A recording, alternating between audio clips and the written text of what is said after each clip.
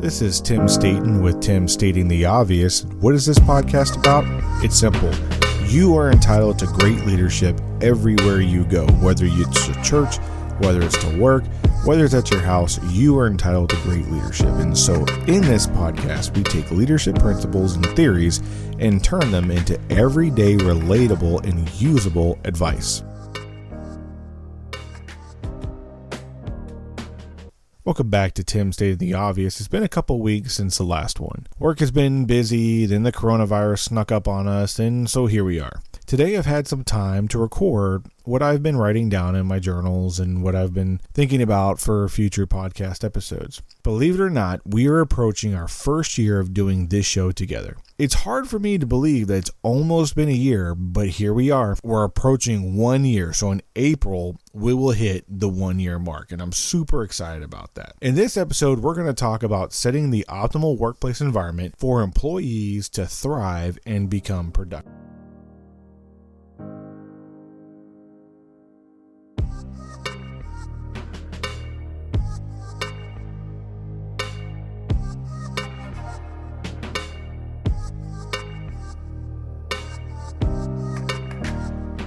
Let's take a break from the topic and make a couple of announcements. If you're a longtime listener, you know what I'm going to say. First, thank you to those of you who have decided to check out this podcast. If you haven't subscribed to our show, please do so. It only takes a couple of seconds. In fact, you could do it right now while you're listening. If you're listening to this on YouTube, please hit the subscribe button and ding the bell so you won't miss out any new episodes when they come out. If you comment on either iTunes, YouTube, or Podbean, we will read that comment on the next show and say thank you for engaging with us, because that's what the show is about, creating an engaging audience. And lastly, before we move on with the show, please share this episode with one or two other people who you think might like it. Your contribution in sharing this show with someone else is something that I cannot thank you enough for doing. So thank you for sharing this with one or two other people.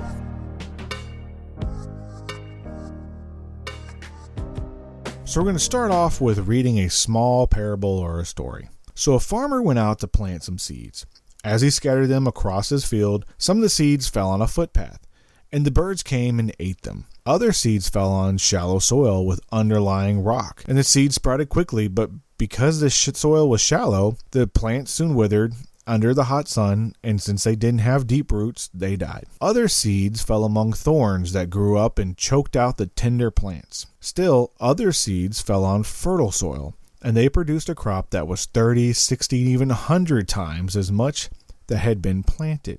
Some of you may be familiar with this story, but I'm going to take a different approach to it. You see, the seeds are the people that you work with, and the different soils are the environment in which you help create. After all, you place them in the positions that they're in and they work for, and they're in work environments, much like the farmer puts plants, the seeds out in the field. So let's take a look at the different environments and talk about them for a bit. The first one is the footpath worker. This is the worker that you put out in the workplace with no guidance, no direction, no anything really other than, here you go, hope you have a good time, and I hope you're productive, right? That worker is usually unhappy, gets disgruntled, and often feels left out, and they quit the job early on. They don't stick around, because why would they? They don't feel like they're getting what they need, and you're definitely not giving them what they need. You can't count on them. And eventually they will quit. Then you have the shallow soil worker. This is the worker that goes to the orientation training and then tried their best but doesn't get the leadership they need. They show promise but often won't go the distance because the real roots to put down in the company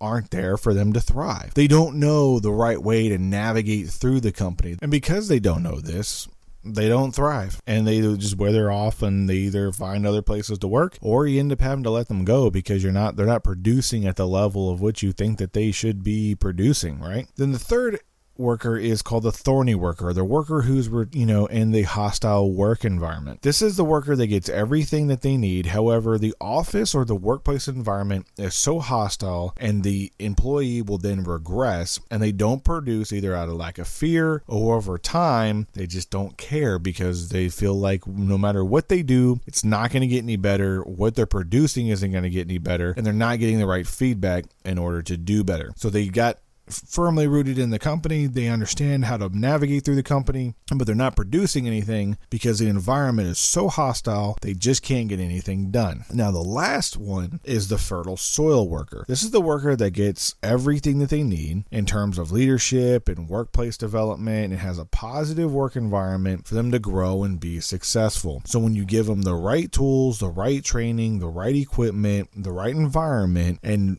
their needs are met, they're going to be more productive and they're going to produce higher quality of work while they're in the workplace. Now, it may sound, counterproductive because you're like, well, some people need a really competitive work environment, so you got to make it more tense. Well, that's maybe what they need, but it's what they need though. Not everybody needs that. And we're going to talk about that here in a minute. So if you're a leader of a team and you can control a lot about your workplace environment, in fact, even at the lowest levels, which I think is the most crucial, setting the right tone for people to be successful in a positive work environment is vital to what you do as a leader. I'm not saying that there isn't going to be conflict. A healthy conflict is going to exist. And also, since we're using the analogy of a farmer and a garden, everyone knows that gardens need to be weeded out sometimes, right? So you look at your garden, you see some weeds coming in and you pluck them out because you don't want those weeds taking the right nutrients and from your plants that you've got there, right? So you pluck out the weeds.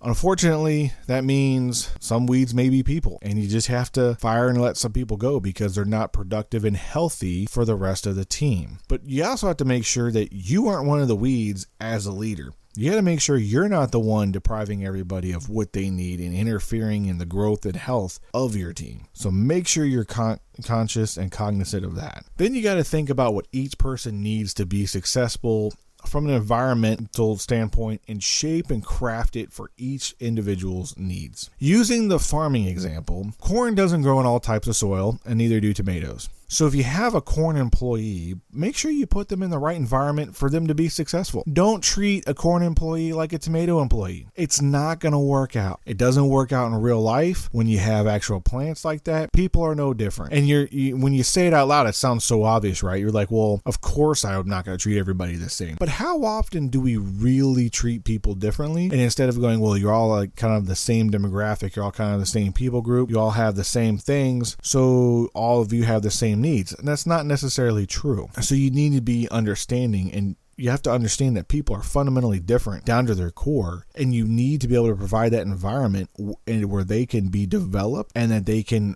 be the best of whatever they are at whatever level they function at. And oftentimes you want them to even go to the next level, and that's called, talent management, talent development. But we'll get to that in a different episode. But you got to make sure that we're in tune with the right things, making sure people have what they need. So how can we recognize where we are as leaders and well, if you have a pathway employee, it's not too late if you recognize where they are. You got to recognize that they're not in a place and you didn't give them the necessary tools and you didn't give them the necessary leadership. So you got to scoop them up, take them under your wing, put them in a positive place, give them the tools and the nutrients and the environment that they need to be successful, and then give them the positive feedback that they need in order to grow. If you notice that the shallow worker may be stalled out, they may need to be transplanted where they can do some more meaningful and difficult tasks, and that's okay. So you got to notice it though. Like all things, transplant it, right? And so when you transplant something, you have to give it more care. So when you take something out of one environment, you put it in another environment, you got to make sure, again, you give it the right tools, you give it the right nutrients in order for it to be able to grow and establish strong roots and reestablish those new roots in the new team and the new levels of responsibilities that you give it, so that way it can grow and be more productive. Lastly, if you know there is a thorny or hostile workplace, sometimes you need to remove the negative or harsh aspects of that environment. And that may mean, like we said before, getting rid of the people that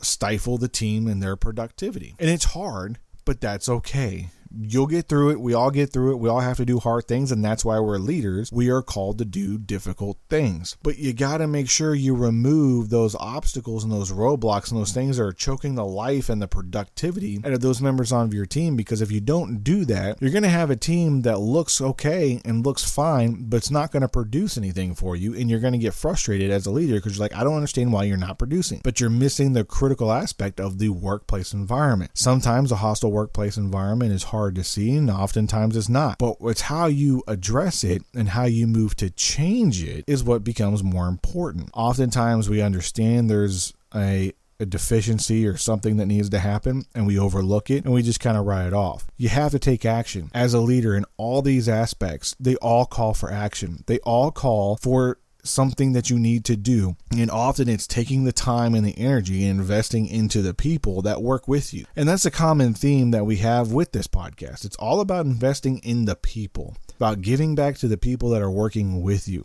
Oftentimes people think as leaders, well, it's about me, it's about my status, about my prestige, it's about where I came, it's about where I arrived, or I'm an executive now, or I'm a CEO now, or I'm a mid-level manager, or I'm a low-level manager, or hey, I just made team leader. It's not about you. It's about the people that work with you and being able to provide the best environment that you can and give them the necessary tools in order for them to thrive and do well. And like we talked about the transplanted plant, sometimes a plant will get too big and an employee will get so successful that they may have to leave the organization to go somewhere else where they can be replanted, grow roots, and produce even better. And that's just a bigger result to your leadership. So don't take people leaving because they're becoming productive and they need more difficult tasks to do as a sign of you did something wrong. Sometimes that's maybe what they need, and that's okay. So let them grow, let them go be better, and they're always going to come back to you. I've never met or encountered a situation where somebody that I've invested into got better.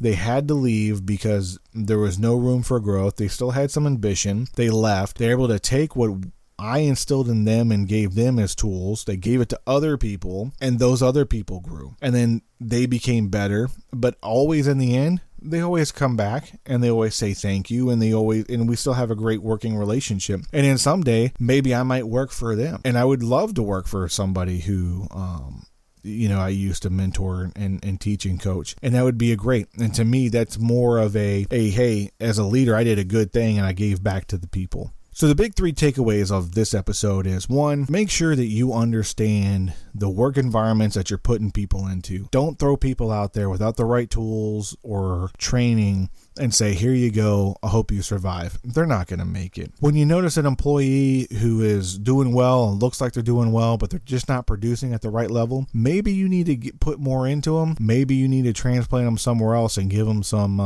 more nutrients and tools so they can grow and establish, more roots and do bigger and better things. If you notice that there's a hostile work environment, do something about it. Don't just take a look at it and go, man, that's bad. Sucks for those people working there. Do something about it. You're part of the problem if you do nothing about the problem. And lastly, for those people that are doing the right thing and you're putting the right energy and effort into it, maintain that. Acknowledge that you're doing right by that and they're doing right by that, but maintain it. Don't slack off on it, because as soon as you go, oh, it's good, guess what? Crops and plants that are good can also wither off and die because you forget about them and you neglect them because you're like, oh, they're good. I don't need to put much into that. They're doing well. What happens is you neglect it. It turns out not to do well and then does worse because of your neglect. So don't neglect the good thing. Neglect never turns out good in the end, so always make sure you kind of do a full loop circle of when you're taking on your leadership approach on this. When you're talking about positive workplace environments and the correct workplace environment for people, recognize where people are,